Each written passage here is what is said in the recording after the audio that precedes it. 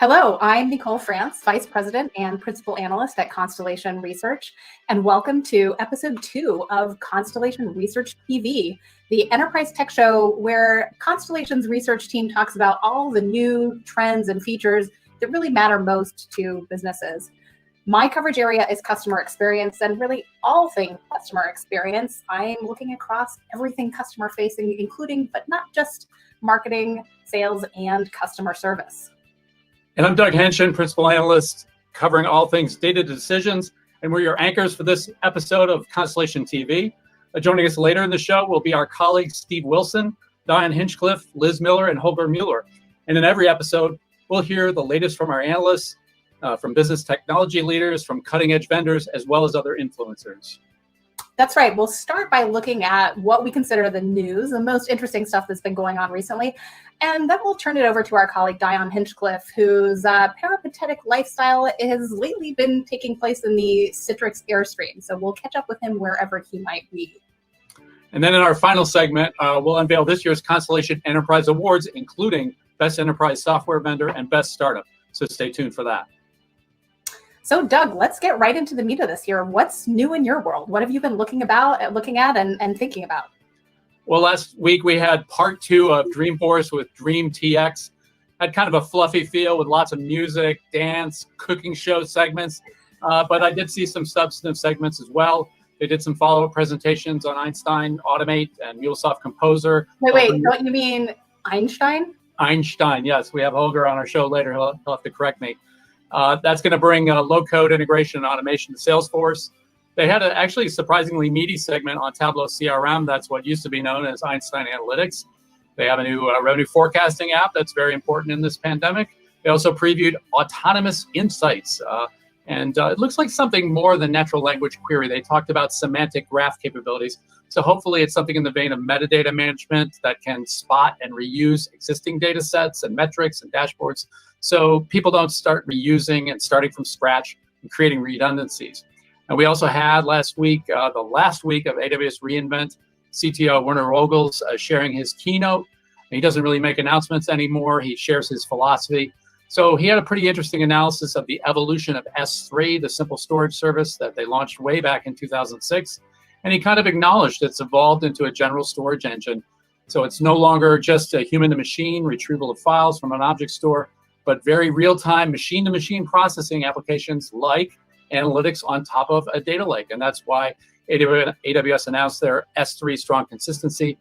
Indeed, any vendor in the high-scale data platform space is now incorporating an evolved object store, and that's the basis of these next-generation data lakes. So, Nicole, what's new in your space?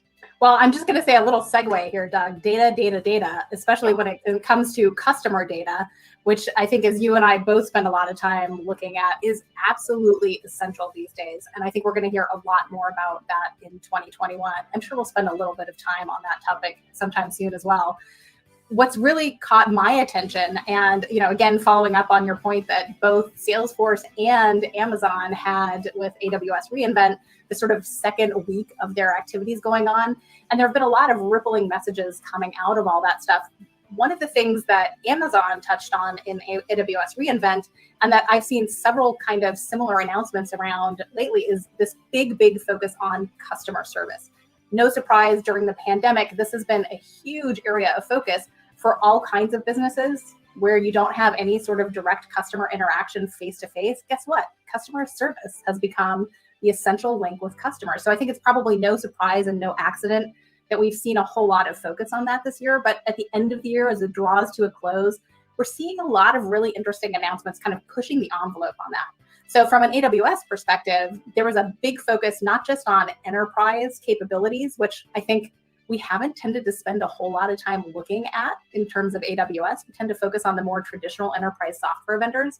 But AWS Connect, which is all things contact center, has really made a huge amount of changes just in the last few months. And the fact that they've had 5,000 entirely new customers using AWS since the start of the pandemic, or AWS Connect, I should say, is a really great indicator of just how rapidly they're growing in the enterprise space and how many companies are actually turning to AWS precisely for these kind of new ways capabilities. So a lot of interesting elements within the AWS Connect portfolio, things like customer profiles, which is, again, related back to this idea of customer data, wisdom, which is all about providing information to contact center agents at their fingertips, real-time contact lens, which is insights as calls are happening that are being pulled out by machine learning, and a few other things as well around tasks and even voice ID authentication of customers.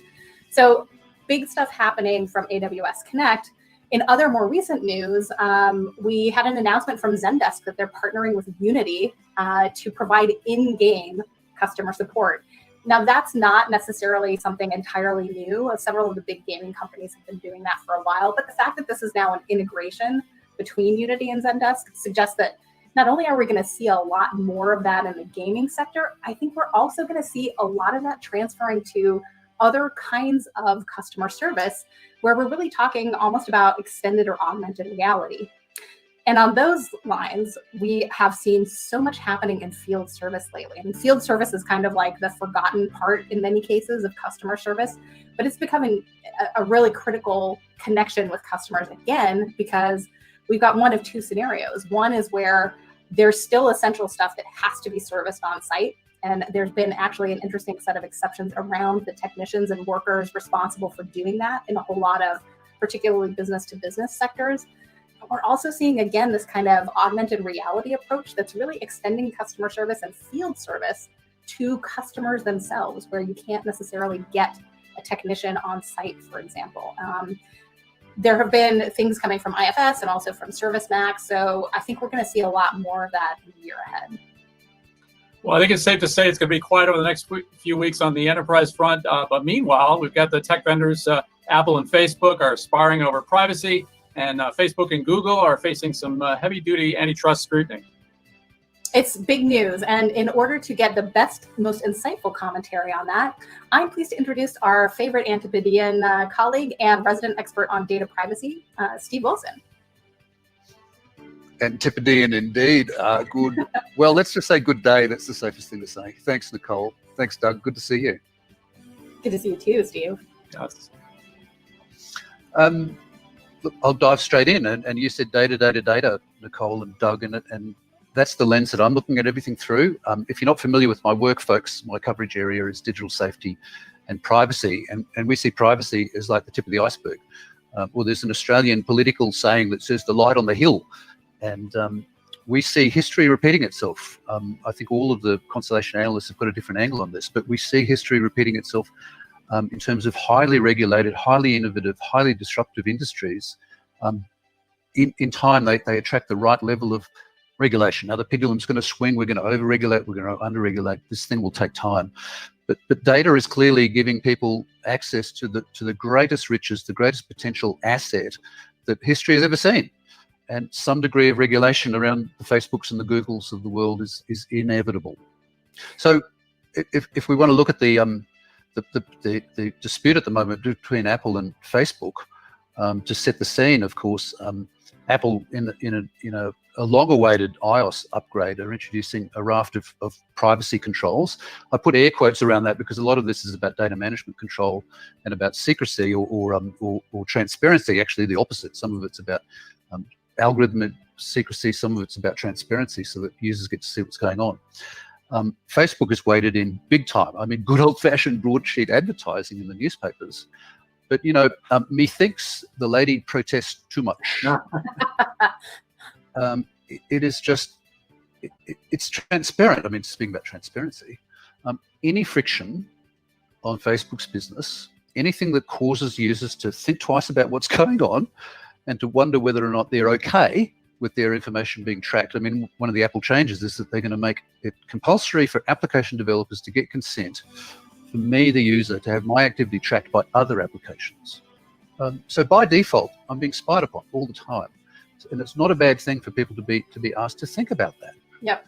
Well, that's of course, that's not what Facebook is talking about. They're taking out these full-page ads saying that Apple is anti-competitive, and they're talking about the network and getting your apps on Apple. They're not talking about, and defending those small and medium-sized businesses, they're not talking about the privacy question here.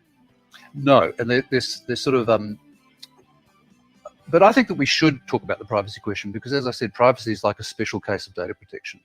But for Facebook to be worrying about the small businesses is kind of funny. To be worrying about monopolistic practices is just pot kettle black.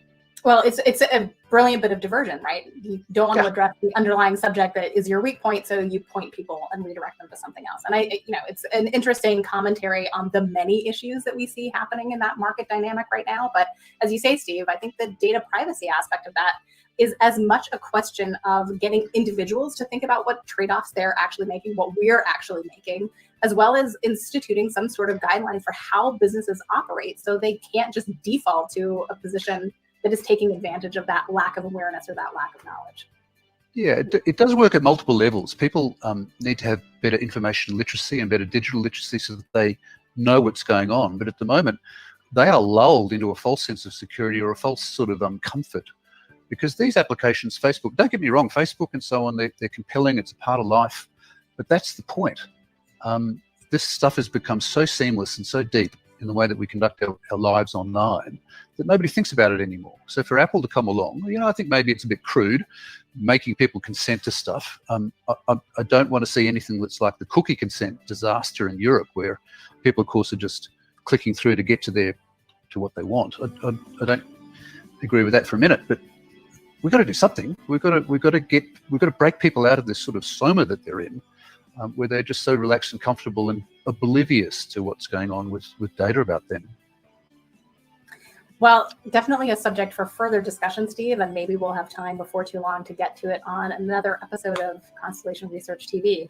But now I think it's time to catch up with another colleague. It's over now to Dion Hinchcliffe and the Citrix Airstream. Let's see where they are.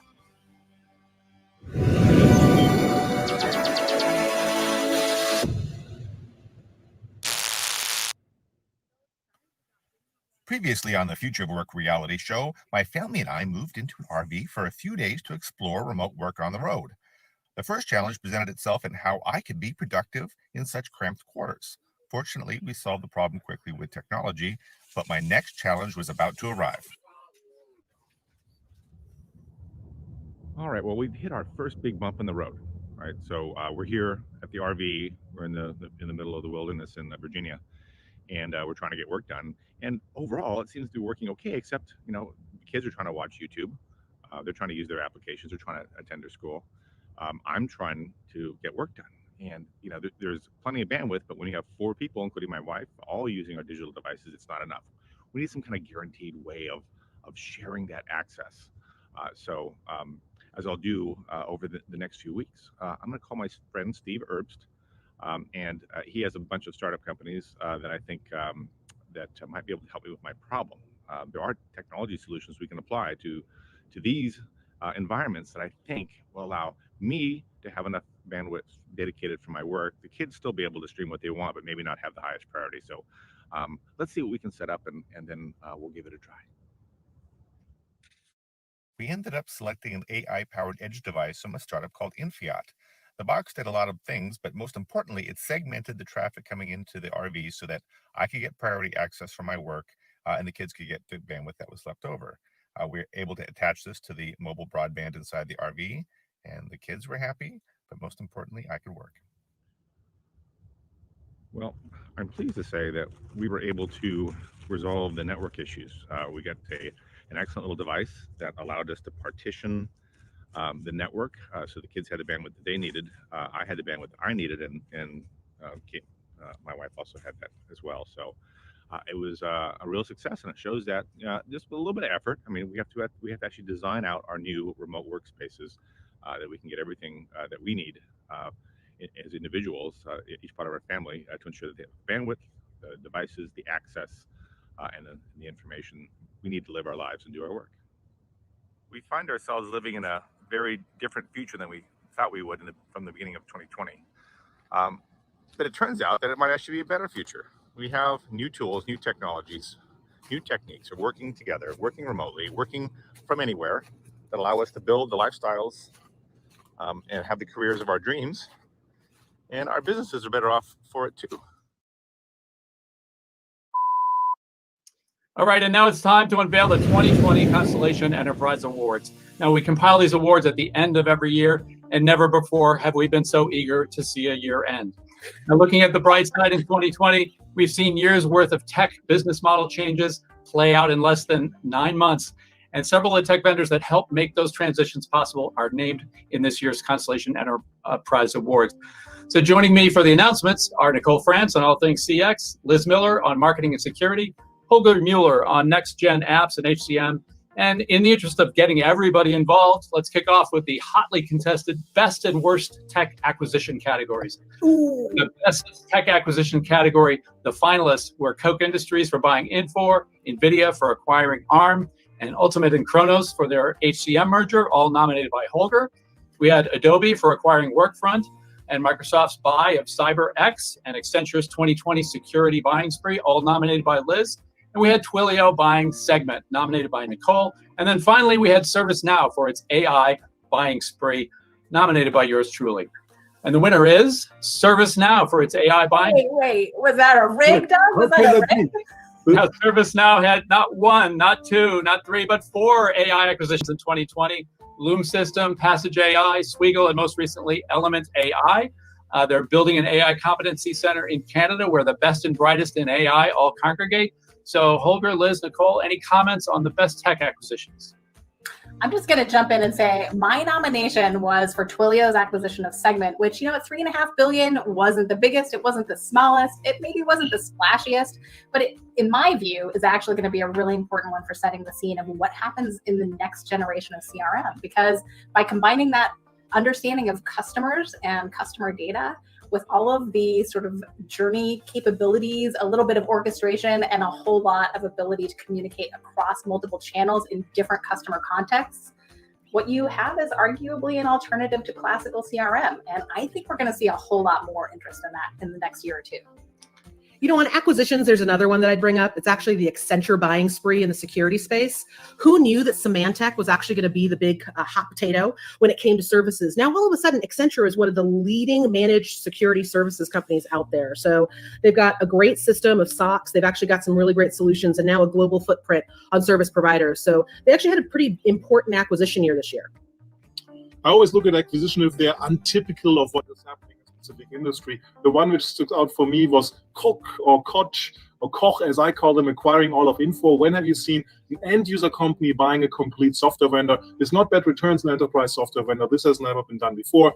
I also like how NVIDIA bought ARM and is becoming a full-fledged processor platform way beyond the GPU where they started out, the graphics processor. And last but not least, the PE managed a merger between 2 large HCM vendors with Kronos and Ultimate merging. We don't see that every day.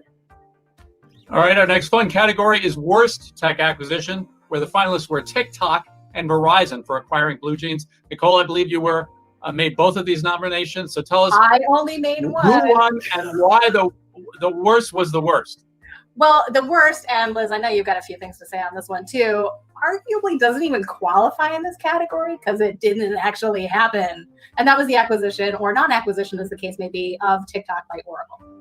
So Liz, That kind of just summed it up for me. But it was never the acquisition, it was an operating model to be compliant with some local data residency concerns, right? So right, it was like a politicized football that got turned into a hot potato that then turned into a big fat mess. But I mean, if someone are you saying the Chinese are not spying on us anymore now? Well, no, it depends on who you ask. But anyway, you know, I think that depending on who was going to pick them up and why, it actually could have been a really interesting acquisition, right? When you start to think about like when Microsoft was going to buy them, okay, was that going to be on the gaming side? Is it on the data side? Then it was like, no, it's going to be a workload capacity acquisition. Like I fell asleep halfway through the announcement. This is not boring. That is what the cloud makes doing, economies of scale. Sorry, hit my head on the TikTok. Like, no. All right, time is running short. Right? Next Walmart, up, best partnership. We had only one nomination, and the winner was the Modern Computing Appliance. Holger, you have your say on this. Go for it. Yeah, the Modern Computing Alliance is really interesting. Enterprise look for standards to move faster, and this is really a Google-led cooperation across multiple enterprises. And if it really is going to work, we're going to see significant better use of Chrome OS, and other things coming out of Google, which is going to help enterprise lower the cost of computing. All right. change the future of work. Okay. Next category is Best Enterprise Software Startup. The finalists were Execution Management Vendor Solanus, Revenue Intelligence Pioneer Gong, and High-Scale Analytical Database Vendor Yellowbrick. And the winner is Solanus. After years of advocating process mining, they gained critical mind share. They had a whopping $290 million funding round. But most importantly, they started picking up lots of Global 2000 converts to execution management. So I'll jump in on Gong as one of the runners-up for Best Startup. First of all, I'll raise you on the funding with a Series D. Who knew that existed? But more importantly, I think part of what we get to with a company like Gong that's going like gangbusters, growing really well, has a really solid and amazingly consistent reputation in the market, and a good one, I might say, is when do you stop calling them a startup? I mean, they've been around for 5 years, and they're really becoming a pretty prominent player in all things sales and sales performance management. Then our next category is Best Enterprise Software Vendor, where the finalists were Microsoft and Smartsheet. And the winner is Smartsheet. Lots of tech vendors scrambled to get ahead of the pandemic, but few did so with as much aplomb as this work coordination vendor. Now, Smartsheet's COVID-19 Response Center is among the best in the business, and their product category is among the most useful for organizing a mass response to a global pandemic. And notably, Smartsheet helped the U.S. Department of Commerce deal with millions of essential businesses trying to clarify their status as an essential business. And they did that with their Smartsheet quick response form. Liz, got any comments on the runner-up, Microsoft? Why were they a runner-up? Listen, hey, Smartsheet got it with their COVID response, but I got to tell you, I love what Microsoft is doing, and I saw it equally across their security and their marketing platform, and I really dig it. I hope it keeps happening. Because what they've started doing is understanding how people are actually utilizing tools, right? It's the ultimate mesh together of everything like Holger's talking about, everything you guys are talking, like it's like the data, it's the work, it's everything coming together in these really great tools. And they've stopped kidding themselves that Microsoft is the great overlord of all things operating systems, right? All right, next category, Best Enterprise Services Vendor, where the winner is Infosys. Holger, why did they win?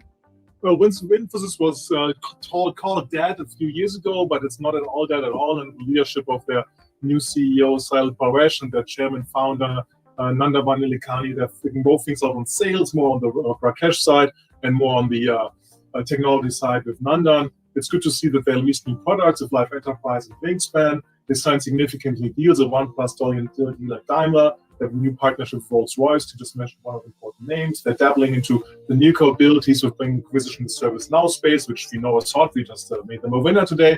And the key thing for us actually is they're trying to become more of an IP-led vendor, which I think is a big chance for any service-led vendor in the current era of transformation.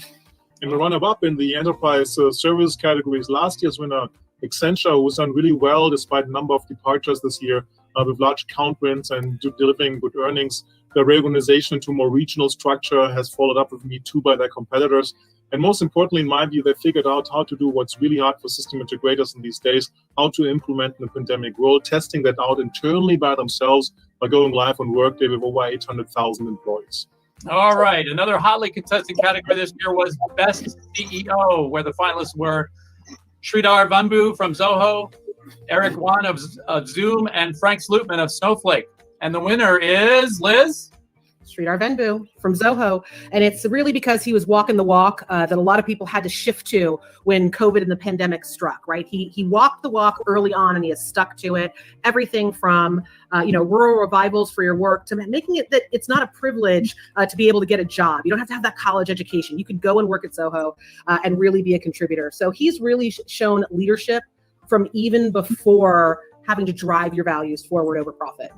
And just one more thing on that one that I think is really important. I would argue that in all the vendor responses, and this was really very much led by Sridhar himself, Zoho was right out there in front in terms of being adaptable to its customers' pain. So especially in small and medium businesses, we know that's been a huge deal this year.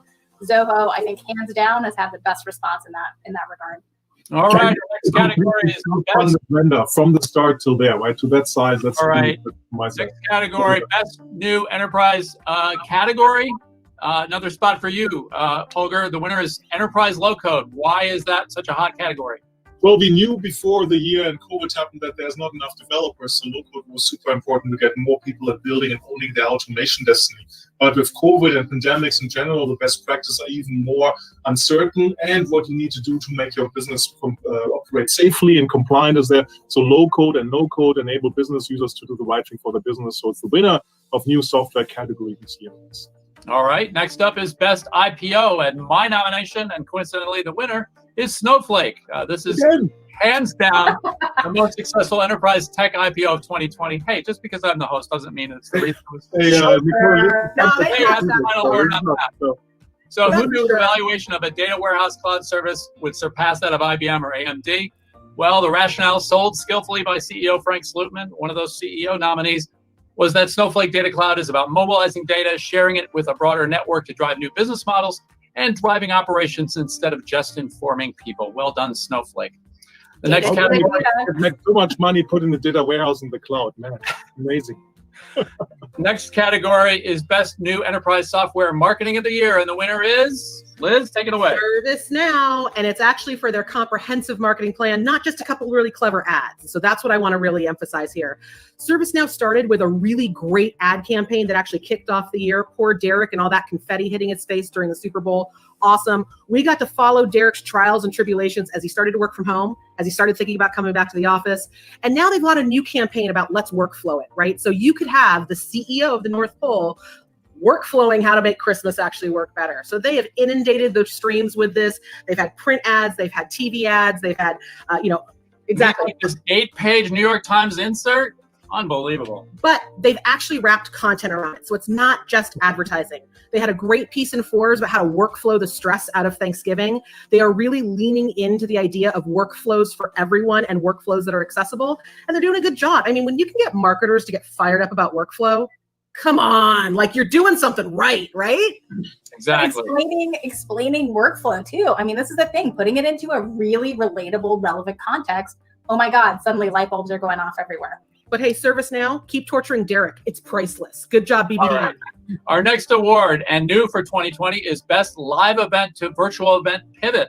And the winner is Domo. With a little more than 3 weeks' notice, in March 2020, Domo switched from an in-person to a blended virtual Domopalooza using a live hosting and panel interaction with some of the pre-recorded content. As Liz put it, they knocked it out of the park before the bigger vendors knew where the park was.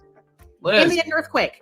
They had an earthquake right before they went live. I mean, amazing. No one else had an earthquake, but they really figured it out. But they also got that one thing that so many people forgot about, which was let people talk to each other, even in that live moment. Let it be real. Let people be humans and stop with the actual hostage videos. Hey, I just gotta say, they combined message, they combined medium, they got the energy and the excitement level. As you say, Liz, they got the interaction. They really fired on all cylinders, and I don't think anyone else came close.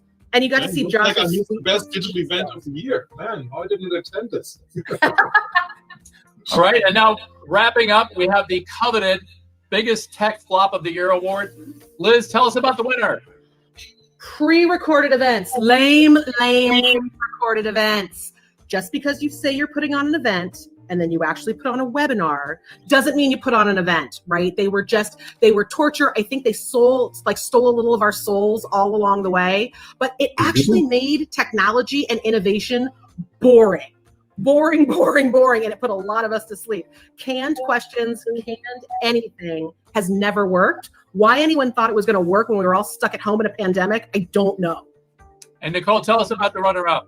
Yeah, it's a close one here, but I will say the runner-up is lame communities that totally didn't do anything. And, let's just say here, this is not about community in name, it's about community in action. And we've seen a whole lot of the former and not very much of the latter. So just, putting a little LinkedIn group together and thinking you got a community, guess what, folks? Not the same. Not real. All right, well, that's it for the Constellation Enterprise Awards 2020. You can check out the awards in detail in a blog on ConstellationR.com, and we thank you very much. So, Doug, let's not forget the late breaking news this week. Well, actually early this week, but it's important before the end of the year. Apple's Project Titan, they're going to be making a car, and the first one should be rolling off the production line in 2024. Oh, that's on my Christmas list for that year. My car. It's going to be crazy to see. I mean, they've revolutionized so many things. The phone, introducing this whole tablet thing. what's going to happen next on the road? I guess we'll find out. All right. Now, we're not going to wait for Holger to weigh in on that one, but I will say that we've reached the end of episode 2, and we've also reached, well, just about the end of 2020, which I think probably all of us are very, very happy to see the back of. So I just want to say stay tuned for episode 3 of Constellation Research TV, which will be coming to you in January, on January 6th, 2021. Great. Everyone have a wonderful holiday season, and here's to a great 2021. Cheers.